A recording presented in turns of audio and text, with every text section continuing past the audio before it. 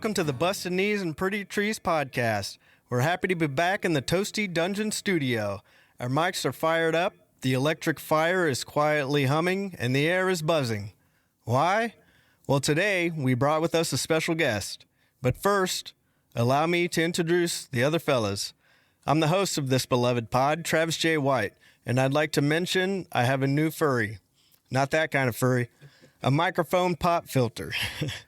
Made of luxurious synthetic fur, which should make our audio editor and fellow Busted Knees pod boy, Bradley Greer, quite pleased. Are my peas still popping, Bradley? We'll find out. Heard you made the jump to journeyman birder over the weekend. I don't know if I'm ready to claim that yet. Well, I think it's like bestowed upon you. Oh. Yeah. And I believe I bestowed that upon you. Yeah. Okay. I mean, Cooper's Hawk right off the bat. Yeah. Let's get it, dude. Yeah, Patrick, you're like a level 2 journeyman now. Yeah. My dad did let me borrow the Reader's Digest illustrated book of North American birds that he got from his dad. Damn. Shit. What Yeah. year was That's that? awesome. I don't know. I have to look. It's pretty old, but it's all illustrated. Like I know, Travis, you said you think illustrated birds are better because they show the colors are more vibrant. You can really see, like, they really make the details of that bird pop. Yeah. So it's not like looking at a photograph that might be, not quite the lights right, so you can see all the colors perfectly. But in an illustration, they just illustrate it for you. So Yeah. that's why I like it that way. Yeah, because Patty got a picture of an American kestrel that we saw, and until I saw the picture of that in my dad's book, I didn't notice the blue as much in the picture. And once I saw it, knew it was there, then I saw it. Man, we are geeks. Let's keep going. Yeah, super geeks. Also, the man who just spoke, he's also making his way up the birding ladder. Be sure to ask him what the soup du jour is next time you see him on the trail. Our Busted Knees hype man, Patty Richardson. Hello. How are you, brother? Dude, doing great. This was a journey to get to this recording session, and I'm digging it, and I'm psyched for our guest. Yeah, me too. This episode is something I've been looking forward to for a minute. It's going to be great. And as Patrick just mentioned, our guest today, he's an avid hunter and entrepreneur. A score of 34 to 28 may trigger some PTSD for him.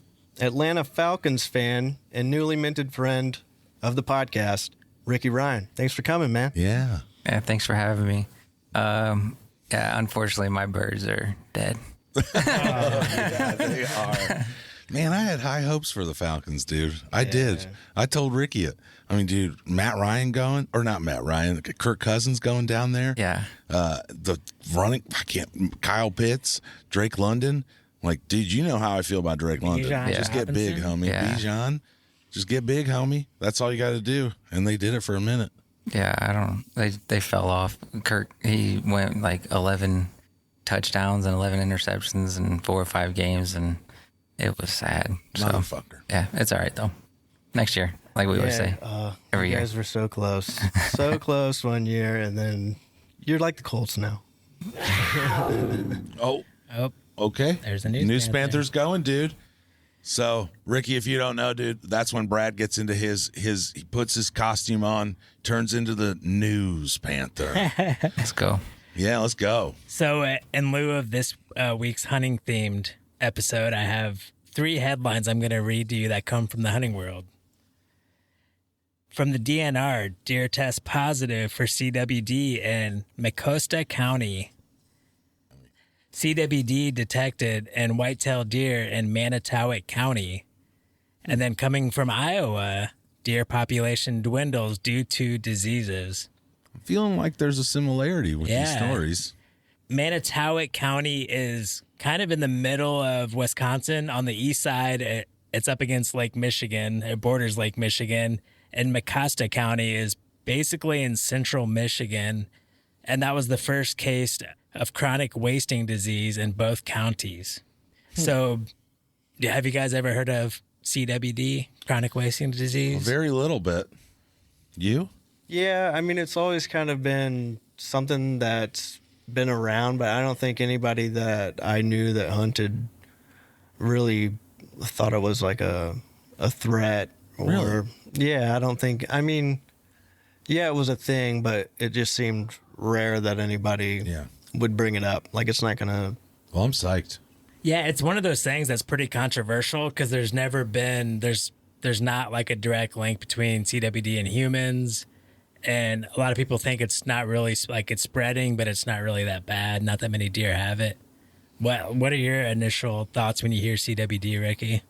So the things and stuff that I've seen from like the hunting groups and all that with the CWD is like they're sad and stuff that they see that these animals are suffering and have CWD, but as in percentage wise on how often that it's seen here in Indiana isn't very high. We did have a little uptick last year, but not very bad. So I'll go over real quick just for anyone who doesn't know, because I think a lot of people probably don't know about chronic wasting disease. Yeah. It's sometimes called zombie deer disease, and this is going to be a science word here.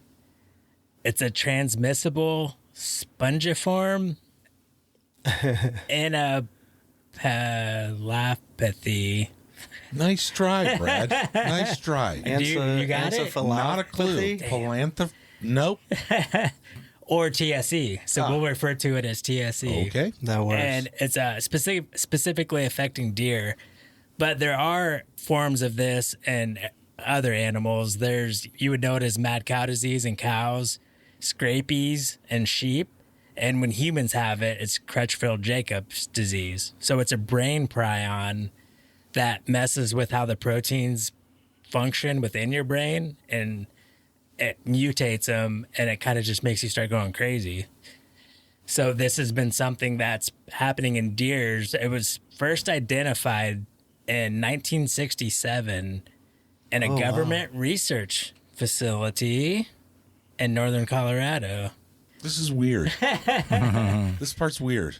And it looks like this facility was just doing, I can't think of the word, like an autopsy on an animal, a necropsy.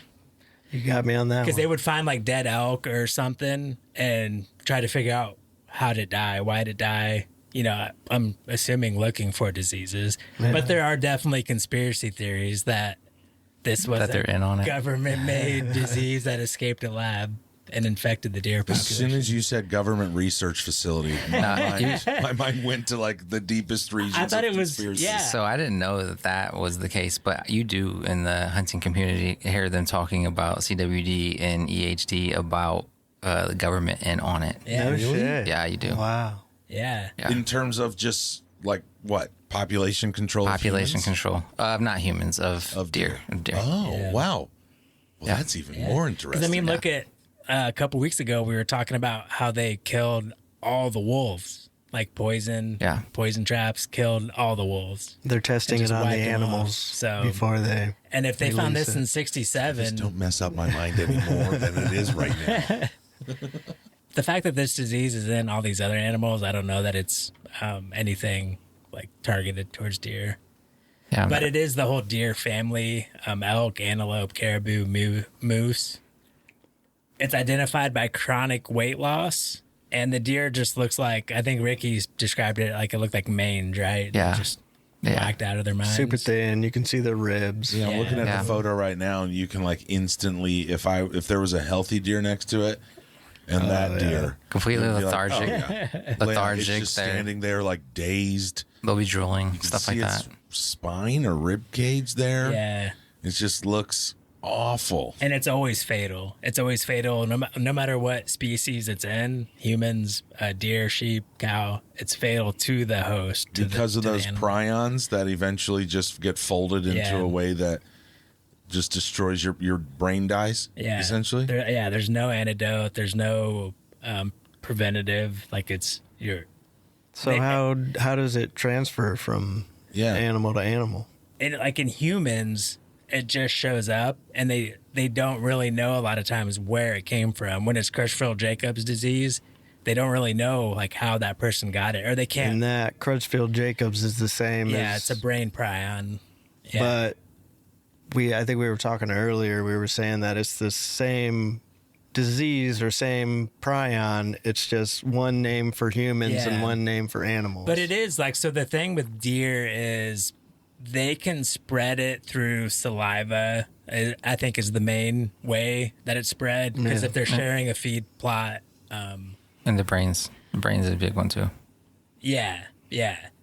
Well, and because part of that, like we'll get into, there's certain states that have rules with how you can dispose of like whatever you leave in the field once you field dress a deer. Yep. Like you have to either bury it, you can't take certain stuff with you across state lines or through certain areas. So there's a lot of stuff in place to try to mitigate the spreading of it. But so we were talking earlier about how that started off kind of in more farm raised deer. And I'm curious as to like, so then how does that spread from a farm raised deer, which I had no idea existed before our conversation, into the population? Well, it's normally like these farm raised deer, they're still out in a field ranging. Yeah. And the fence is like a chain link fence, high wire, probably like 10 feet. They're pretty tall. And when wild deer come up to it, and you know, like they're friendly to each other when it's not the rut. Yeah. And if they touch noses through the fence, like sniffing each other, then they can pass it from the captive deer to the wild deer. Then it goes into the wild deer. Because then they go drink from the same puddle of water. They eat from the same food plot. Well, then Ricky was telling us earlier about the lick stick. Yeah. Tell us about it, Ricky. No. But like the lick branch or something? Yeah, the licking branches and stuff. So, but I was going to go with what Brad was just saying. Okay. Yeah, it was found by a captive deer, but they do testing on captive deer and all that stuff. This could have already been out in the wild, but they found it there. So it could be all kinds of different scenarios. So they don't necessarily know if it's spread from captive deer to wild deer. It could have easily gone from wild deer to captive deer. Yeah, they don't go out and just, well, there are scientists and stuff. They go out and do that with deer and stuff. But yeah, the odds are a captive deer would be found first on any kind of diseases and stuff. But yeah, a licking branch. So what Brad was just saying, that it could be spread with saliva. Deer communicate with each other. They do rubs, scrapes, and then under the scrapes or above the scrapes, and they'll have licking branches that they'll lick, leaving their saliva glands and all that stuff on it. And deer understand what other deer were there. It's kind of weird, but like marking its territory. Yeah. Well, one symptom of the wasting disease is drooling, saliva. right? Yeah. So they're going to be dropping that everywhere and just spreading it, and a deer will just come by and smell it and just sniff it and probably catch it. Yeah, and whenever you are going across most state lines, you cannot take any kind of like the head or like any of the bones and stuff with you. You can only take the meat with you. So if you want to get your deer like taxidermied, you have to get it there and then get it either shipped to you or mailed to you. Or if you take your deer to like a processing place to get processed, if you want the antlers cut off, they'll just give you the whole head because they can't cut into where the brain is at to take risk of getting it out other places. No way. Yeah. But that's like all these things that states have enacted, like the local DNR, Fish and Game, whatever, have enacted to try to limit the spread of it. Yeah. So I have to say, like, to me, if the DNR and the state and I mean people are being this diligent to ensure that they don't get that, are they just doing it because it doesn't look good, or are they doing it out of fear that they're like, is this country, like, have we talked about whether or not this is going to be in humans? No, I don't think we've hit on that yet. Yeah. Well, then, can I ask that? Like, is this a concern that hunters have? Is this a concern that we as the, consumers? Yeah, what did you call that? Go ahead. There's never been a proven case of transmission from animal to human from consuming meat. I think or venison. I think the bigger concern is the deer population and the herd. I think the hunters are more worried about the herd and the population going down more than it is going to affect them. Oh. Yeah. Because you can almost, I would assume every state, it's in 30 states, 30 or 33 states. And you can get your deer tested for free to see, and they want you to get it tested, so they know. And but you still have those dudes that are like, I don't give a shit. I'm still gonna eat it no matter what, and or don't manage the gut pile, or I mean, especially in these areas where it's prevalent and they've found a lot of cases of it. Yeah. Yeah, and what he was saying earlier, like the carcass, like if you harvest the deer, like you have to take it with you, because if you like leave the head out there and stuff, it's the proteins, and whenever it breaks down, other deer can come by and eat plants and stuff that those proteins went onto, and then get those as well. I was looking at some stuff earlier, and so I think it was 2002 to now they've tested in Indiana like over 50,000 deer, and only like 300 of them were infected. So the percentage is extremely low. The odds of you running into one of those deer are low, but at the same time, if it spreads, your odds go way up. So based on those numbers too, then we keep saying that there's all the saliva from the sick deers and the crow shit, which to me was starting to sound like it was so easily transmittable. Like there's just every opportunity for a deer to be fucked. But in terms of those numbers make me think that it's extremely slow to spread. I mean, if it's been around since 1967 and you were still able to manage it in terms of only 0.06% or something you said earlier, that's pretty fucking good, right? Yeah, and it's going to stay within that herd, because like one herd doesn't go out to another, and they don't communicate with each other on those things. So it'll be in a certain region. It'll all be segregated in different areas. Super interesting. And it might be they die fast enough that they don't have a whole lot of time to spread it to like 20 other deer. Right. Once it's infectious. Yeah, I think the hunting like the hunting community, I think like CWD is scary, but I think we're more worried about EHD and blue tongue disease, which is going on like crazy right now. About 1,000 to 2,000 deer die every year in Indiana from it. What the fuck? Yeah, I think this would be kind of interesting for you guys, because it's to deal with the climate. And whenever we have, I know we're getting off topic of CWD, but Fine with me. We're talking about the deer population.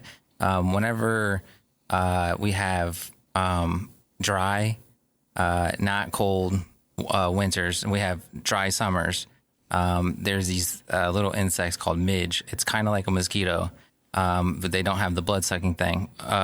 And what they'll do is they'll go in and get into like deer's eyes and all that stuff. They'll bite the deer, and then within like 2 or 3 weeks, the deer will get a huge high fever, like over 110, 115 degrees. The deer will go to creeks and lakes and all that stuff, go out in there, lay in those. They'll die in the creeks. But it's like a really bad thing. They just get like really high temperatures and die. What did you call that? It's EHD. Okay, EHD. Because I was looking that up.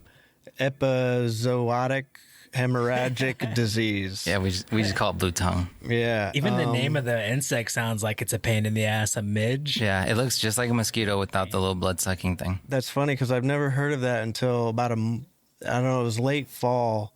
My neighbor called my dad. He's out in the country, and he was like, "Hey, I got a deer that is laying right next to my pond." Yep. And they walked up to it and inspected it, and it looked perfectly healthy. I mean, It was still meaty. It didn't look like one of those emaciated deers. And they're like, "What the heck? It doesn't look like it got hit by a car, nothing like that." But so they called DNR, and they came out and they explained it, that he was just overheating, and he wanted to get in that pond, and he either drowned or just died there of overheating, and and then they cut him open, the DNR officer, and took his, was it for his spleen or a kidney? Spleen, I know, was one CWD thing. Yeah. And they could test that. And maybe they took that just to test for CWD, but I think she automatically knew that the reason why that deer had died, because they had found so many. I think it was real bad in Jay County here in Indiana. Yeah. They were just finding deer by the river, just dead. I said, yeah, That's fucking crazy. up north. I can't remember what county it was, but up north, like DeKalb area, all that stuff. They canceled. They had this big canoeing. Hey, everyone come here and do all this canoeing and this and that. They couldn't do it because if you could imagine 20, 30, 40 deer dead in a creek or in a, they stink so bad. frick? They had to cancel this huge kayaking thing, adventure thing that this company had. So That's yeah. wild. So you can see how these diseases can just hit a population and just That was the news decimate it. panther. That was the news panther. Yeah, sorry for those. Way to cut us off. That stories. was great. The news panther's a real motherfucker, you know? For sure. Yeah, you know, I love talking news as much as the next guy, but we got to move on. That was Let's do amazing. it. I'm terrified. I'm not gonna lie. I am a little scared. There's no reason to be. Yeah, Okay. I wouldn't be scared. Okay, well I'm But not. I think there's like a natural ebb and flow to these things. Yeah. I think, and we probably will get into this at a certain point. Like out of all of our government agencies, the biologists that work for our natural like DNR and like Department of the Interior, I trust they're very passionate at what they do and they really care about the animals that they're taking care of. Yeah. Let's get into talking with Ricky more about hunting. Yeah, let's do it. Yep. I'm in. Okay, we're all here because we love being in the great outdoors. We focus mainly on backpacking, but there are many, many other ways to get some fresh O2. Canoeing, biking, strap on a wingsuit, etc., etc. But today, we want to talk about the OG outdoorsman. Controversial to some, trivial to others, we brought Ricky in today to give us a lifelong hunter's perspective when it crosses paths with backpacking. Patrick, before I let you take the helm, shall we go around the horn and just all of us kind of explain our experience when it comes to hunting in our lives?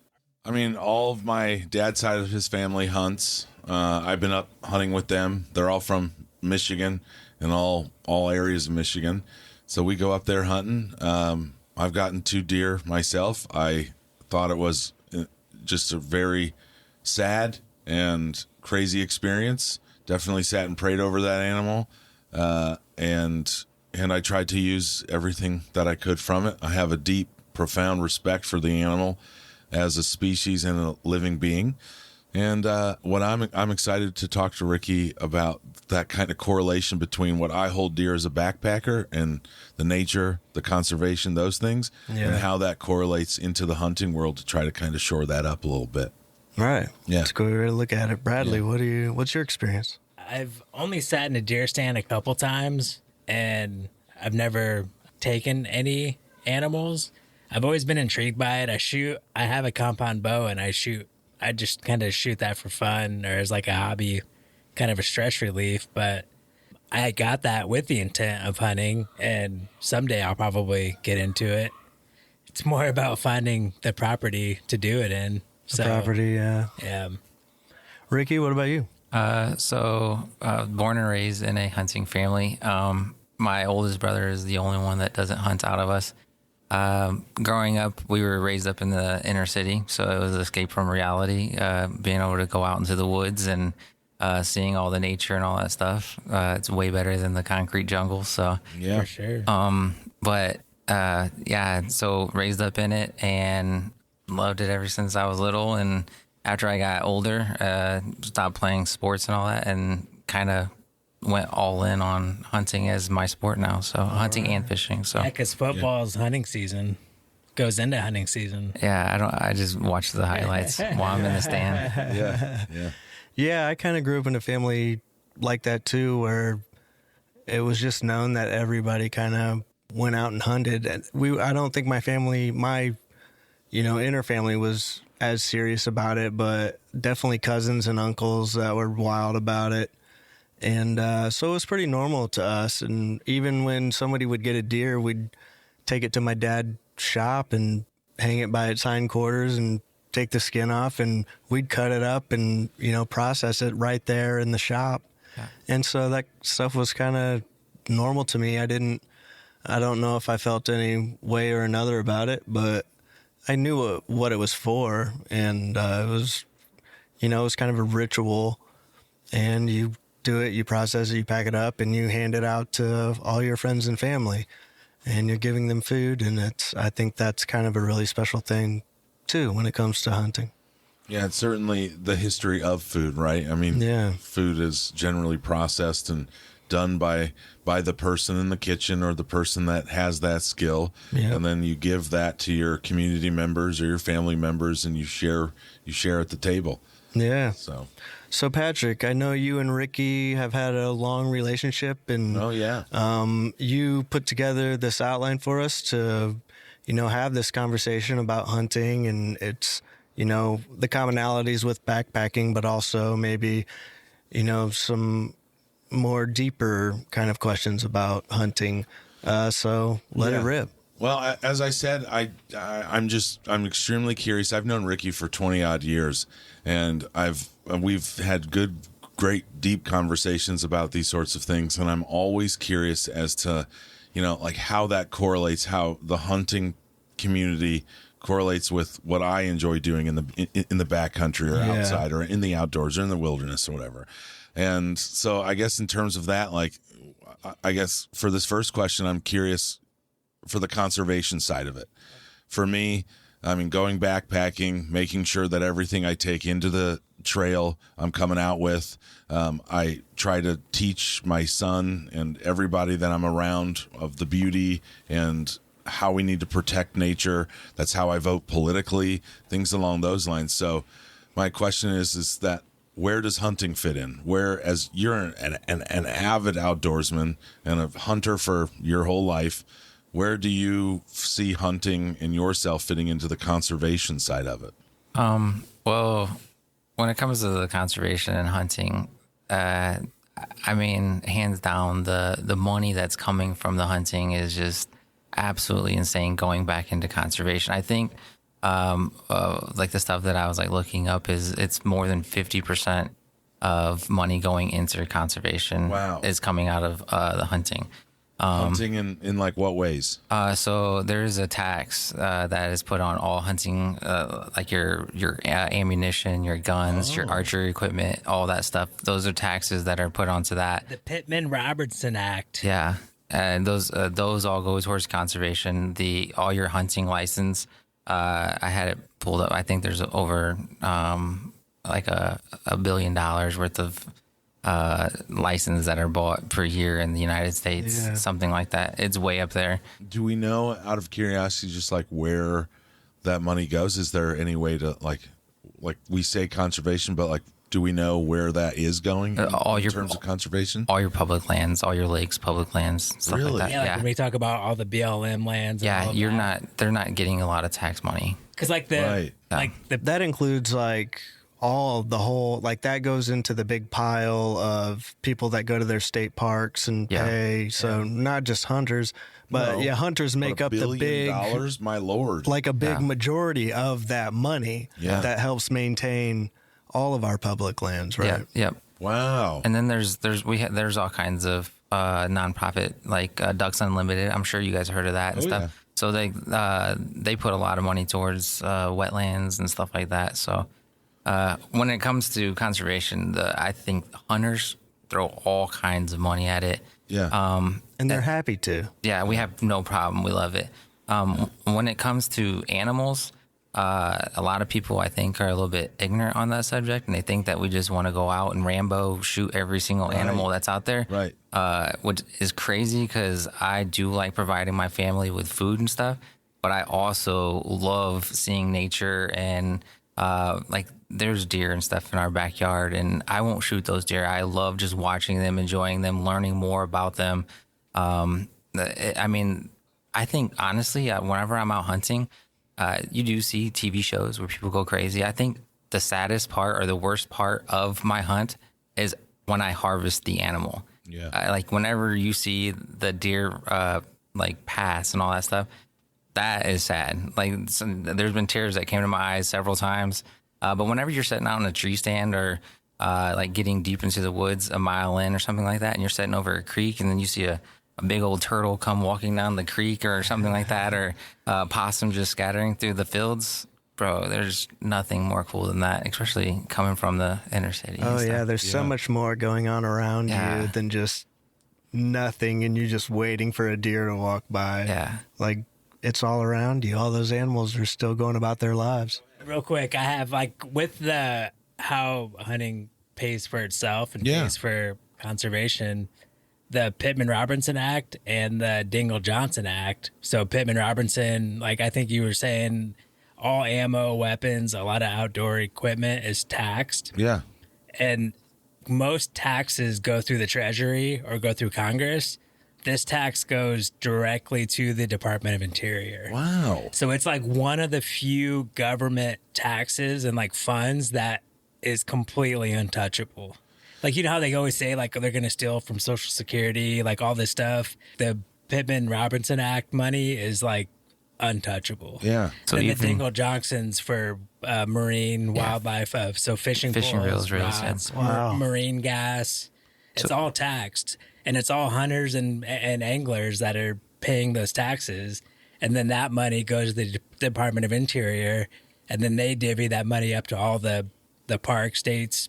They, like for parks and And this Right, is in yeah. the billions of dollars. Billions of dollars. Like it's one of the it's up there. few government agency that is truly self-sustaining. Yeah, if you really don't like impressive. people that kill animals, go buy a hunt and fishing license so you can buy more land for the animals. Yeah. Well, and I guess like when I'm dwelling on the $1 billion, I mean, I'm a backpacker and I try to get out to nature all the time. But in terms of conservation, I don't know if I haven't put close to that amount of money into conservation. I mean, I try to buy sustainable. I bring everything out with me. But in terms of like actually donating my money to the battle for conservation, I don't believe I've done that unless you buy national park passes and things like that, and permits, and that goes back to conservation or the growth of the park. Sure. But that's a tremendous Yeah, thing. even if you go buy like 9mm bullets for you to go target shoot with your handgun, that's taxed by Pittman-Robertson, and it's going to Department of Interior. It's everything, no matter what you use it for. Yeah. like all firearm. But, Nice. You should always go practice with your firearm before you go out hunting, for sure. Yeah. Yeah, that's yeah. Take safety courses. Don't just go out there and buy a bow and just go shoot stuff. Yeah, I think most states you have to take hunter safety, right? Yeah. Like before you can get a hunting license. We were talking about this at work a couple days ago, where he would promote that. Like, do you have to? So Unless you're a veteran, right? no, I think you still have to. Maybe not. I know that like myself, I'm like 2 or 3 years grandfathered in. I think it was back in like 1986 or something like that they made it where you had to take a safety course in Indiana. You can do it online now. They made it kind of silly. Like up in Michigan, we were talking about going up to your property. You have to take it in person. So Wow. Even out of state residents. yeah, and then some states like recognize other states as safety courses, but Right. then there's some that's like no, I think I ours. did that when I was really young at the Poe Fire Department. Yeah, Probably you may have. Me and my dad went through it. Yeah. We got some kind of certificate. I can't remember what it was, though. Yeah, it probably has your hunter number, identification number on it. I'm pretty sure if you're a veteran, though, I think you're exempt. Are you? I think so. It could be. Because I've never had to take it, and I've bought hunting license. Unless I just Skirted the law, Brad. Whoa, boy. Good Lord, dude. Here's Brad Dang. calling himself out again. We gotta Not the cut. He's first getting in time. trouble with the Colombian mafia or whatever they call them. Didn't you get in And trouble? with the federal government or state You got in trouble government. for hunting mushrooms, right? Yeah. Yeah, we Oh, got yeah. we got in trouble for Good that. Lord, Brad. Our resident pirate. Yep. Just Doing whatever he wants out disgusting there. attitudes, dude. Just breaking the law. All right, dude. So you were alluding to the nature and like how you got out there and how much you enjoy the nature around you. And I have to say that that's like the experience that I have with most of my family that I was talking about that go out hunting. They are more knowledgeable about the nature around them than I could ever be.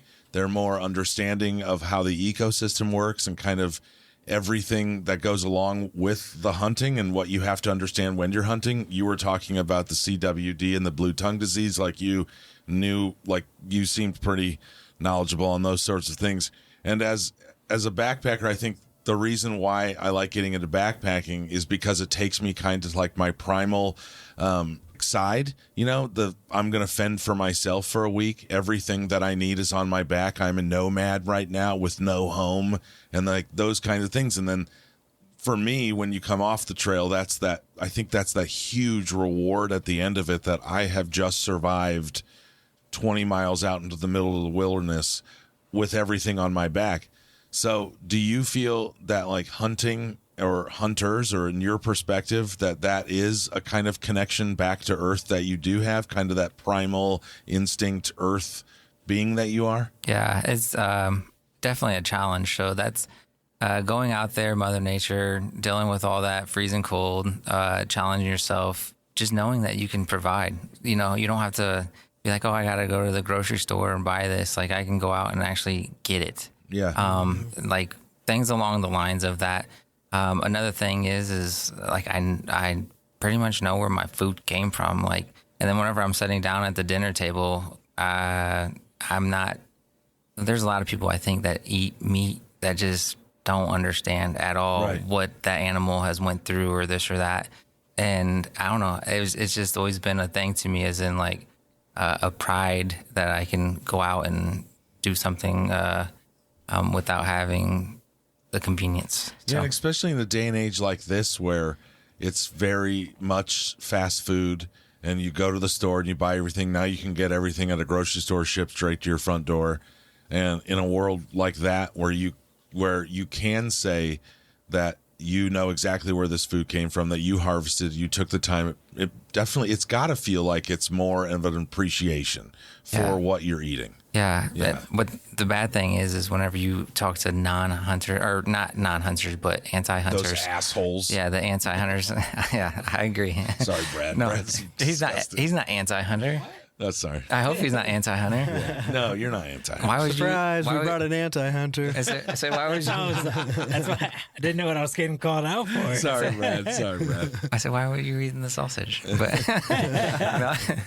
Well, because I'm also curious that, like, in terms of hunting, and I hear it all the time with the negative views and the people that have those opinions, and I have my own opinions. We had sat down here one night and argued about it, and but what I do find curious is, what do you say to the people that are making sure to buy organic and to spend buku amounts of dollars on natural, grass-fed, organic foods, but also have this problem with hunting? Like, do you find that there's any sort of... Yeah, they need to, instead of talking to me about hunting, they need to be talking to their friends about eating that beef that just came from a slaughterhouse. That's what they need to be talking to. Right. Yeah, not me. Right. Yeah. Yeah. I find there to be a bit of hypocrisy in terms. Yeah. I think that. it kind of, some of that comes down to, like, if you can't, out of sight, out of mind kind of thing. They don't show a lot of stuff about these slaughterhouses, that industrial farming, but they sure do show a bunch of, hillbillies, holding up a big old rack, especially the idiots. They'll make sure to play those videos. Yeah, I'm sure we've all heard somebody so. say, like, I just don't want to know where it came from. Yeah. Like, just don't tell me about that part. And it's like, well, that doesn't make it any better, right? Like, I know somebody that, I don't want to call them out, but I know someone that Do it. their husband, What's their address? their husband goes fishing often. yeah. And he does not keep the fish because she will not eat the fish, but will eat fish from the store. What?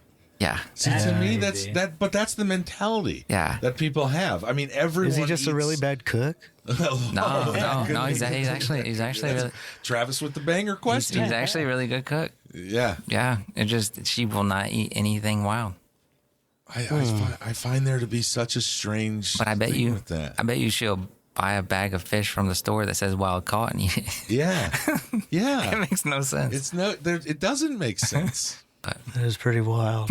I think one of the reasons I bought my compound bow was a desire to connect hunting with backpacking and doing like Western public land stalking hunts. Because it's like, even if I don't see or I take anything, I still had a week of backpacking. Right. It's like combine both worlds. So have you ever thought about going out west and doing like a public land spot and stalk? So I only hunt public land as of now. I have opportunities to go and hunt some private lands, but you only get little 20 acre, 30 acre partials. And I like to go on and on and on. But if this is an invite to go out camping with you, sign me up. Dude, I would happily walk with you guys through the wilderness Like, or wherever. Park at a trailhead in western North Dakota or something and go mule deer hunting. That'd be public great. land. How Or on Colorado. God's green dick do you pull a deer? Like, how far do you walk when you're doing those sorts of things? You have to take Miles. that. You have to take that into consideration. Yeah. Like Yeah, how you far do do. you want to? How many ridges do you want to go over? So Two. my sister lives in Wyoming, so we might be able to talk her into that. And by the way, what you were just talking about, like with all the ridges, you're talking about donkeys. A guy that we work with, he takes backpacking. He takes llama or what's the alpaca? Alpaca. Yeah, Oh, he man. takes them with him. Whoa. So yeah, so Dude, when, Travie Do I need J. to look into alpacas, dude? So when I'm in love, dude. I'm in love with donkeys, when I was man. listening to that podcast, instantly I That's thought about, fascinating. and I'll tell you guys who he is later. But All right, yeah. all right. That's fascinating. Yeah. Because that's a way to carry out Yeah. some mule deer. Yeah, I always thought it'd be fun, like parking at a trailhead and just heading off on a mission to hunt. That's all I do here. I do feel like you'd have to almost set up, kind of like do a couple trips from the car and set up a base camp, and then you spread out from that base camp. That's exactly what he does. That's what I do, yeah. Yeah. You just did like a 2-week trip, didn't you? I just 1 week went down to southern Indiana. I stayed at Hardy Lake, and within like a 30-mile radius, there's 7 public lands. Went to different ones, brought home 2 deer. Camped the whole time. Yeah. Drove out to the trailhead, walked a mile in. Yeah. Badass with Yeah. that sweet setup we saw earlier. Me and one of my friends talked about doing that for morel mushroom hunting Hey, that'd be in cool. southern spot, Illinois. dude. So that's a national park where anybody can go hunting that you want to? Yeah. But you have to draw a tag, right? Or is it anybody can get a tag? Well, so there is some there's state parks that you can go and hunt, and then there's some around here like Pokagon, Channel Lakes, all that you have to get drawn for those. But there are some parks, state forest, you can go hunt anytime. Okay. And those are wide open. They also have in Indiana, they have a thing called a bonus antler list tags. Northern Indiana, on any public land, they don't really offer those. Down south, you can. So my wife and myself, we replace pretty much all beef with deer throughout the year. So it takes us about 4 deer to last the whole year. So I'll have to go down there and get like either 1 or 2 deer. So I gotta go down south and hunt. Dude, Yeah, because every state, their biologists set quotas for certain regions or counties. Mm-hmm. So there's certain counties that if they have a high population, they'll issue more tags or bonus antlerless tag or Yep. so it's an interesting thing. In some areas and some animals, the tags are so sought after that you have to enter a lottery. And like every year you enter that lottery, you get bonus points. So like next year you get 2 entries with your 1 entry. And so like I know like mountain sheep, goat, stuff like that, and like some elk in some certain states are that way, and especially for non-residents. So Is it's that pretty because interesting. their populations are just Out of control. small? Yeah. Well, if there's like tags, you don't want to kill as many, so they're really special. Right. Yeah, exactly. So would But they that mean their want- populations were lower? They're more rare No, so animals, or like Allen County, like our county that we live in right now, has a bonus antler list of 1, but there's no public lands that we can go and hunt because a lot of public lands will say no bonus antler list tags because only 10% of deer in Indiana are taken out of public land. Okay. All 90%, the other 90% is taken out of private land. So they don't want you to take more and more deer out of the public lands because those deer aren't there. Okay. So, but down south, there's tons of deer, and so they'll have higher numbers. They'll have like 4 bonus deer that you can take per year. So it's more, the population is bigger down there.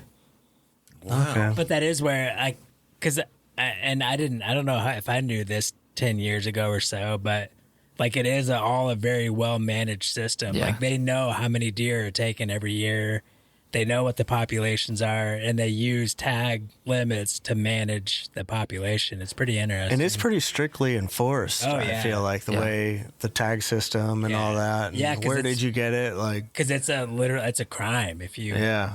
take a deer without, it's poaching if you take a deer without a tag, or if you like don't report it if you do have a tag. They're pretty, and it's because you can get banned, right? Like you can't get a hunting license for 5 years or something. Yeah, there's actually a guy that was in southern Ohio. It was last year. He took a world record buck. He actually poached it. He went to. Oh, and he poached He it? poached it. He Oh, went man. into. It was like That's crazy. 30 miles. is crazy. 30 miles. It's a huge story in the hunting community right now. He went like 30 miles away from his house, and he went to like a mineral, like where they like mine and all that stuff. But there's all kinds of woods that are around it, and they had big old deer there. Well, he harvested deer, and it was a monster. I think it would have been like the number 3 in the world or in the U.S. or something like that. And then they went back and found out all this stuff, and he's doing jail time and took He just license and himself. Damn. yeah. It's a really interesting Well, story. He had to pull Yeah. that trigger, man. Yeah. This was last year. This was last year. Damn. Yeah, I wish I can remember his name. But Wasn't there just a record buck in Indiana last year? The Huff Buck, I think it was called. yeah, that was. I think it was down by Ossian. Oh, no kidding. I think. Or I know it was a crossbow. It was a little south. But yeah, it was a big old deer. Uniondale? I can't remember. I was thinking it was Indiana though. Let me interject just a little bit, okay? Because I just want to. No, you're good. Yeah. Well, I just want to get back to some of the things that I'm extremely curious having Ricky on and letting him speak on this. Is there are, I mean, we know you and I, we've talked about it plenty of times. We were talking about it the other day. Just the amount of, I hate to call it, but like haters on hunting. Mm-hmm. You know, hunting haters is Yeah. what we'll call it. Okay. And they have, to me, there is a lot of valued points within the hater community in terms of against hunting. Yeah. But I want you to talk on this and just give a little bit of an explanation or Can you give any examples of those points that haters say? that what does like, do you think a deer gives a shit whether or not it's, Has a tag? yeah, if it has a tag, do you think nature or in the wild, don't you think the nature would take care of deer population over time? 'Cause it's done it for millennia. So all of those sorts of things. And then also they would say like, well, why don't you go vegan, for instance, or vegetarian instead of killing an animal if you don't like the slaughterhouses? Why do you feel like as a human you can take another thing's life? But I know that I, in my opinion, I've just none of the hunters that I've ever been around think in a way that is murder or something along those lines. So I just want you to kind of take a second just to give a little bit of explanation of to why the hunting haters can just kind of quiet down a little bit. Like what makes that better? This is like you're asking them to make an argument for hunting. Make an generations. argument for hunting. Yeah, make an argument for those generations. Yeah, I'm curious from one hunter to somebody that has hunted. Just I'm curious to know what you would say to a hunting hater if you were sitting at a table with them. I mean, it's just obvious that they don't understand. They're ignorant on the whole topic, the subject. There's state parks. Like if this was a huge deal on what we're going out and doing, that you would think that the DNR would step in and say, yeah, no more. We have bobcats here in Indiana. We're not allowed to hunt them. They're growing. Eventually that season will come. I bet you within the next 5 to 10 years, you'll see a bobcat season. Oh, yeah. But the DNR step in for all of that stuff. So we're not just out just going all willy-nilly, killing all these animals. And then that's the thing that I hear a lot as well is like, oh, you can just go out there and kill animals.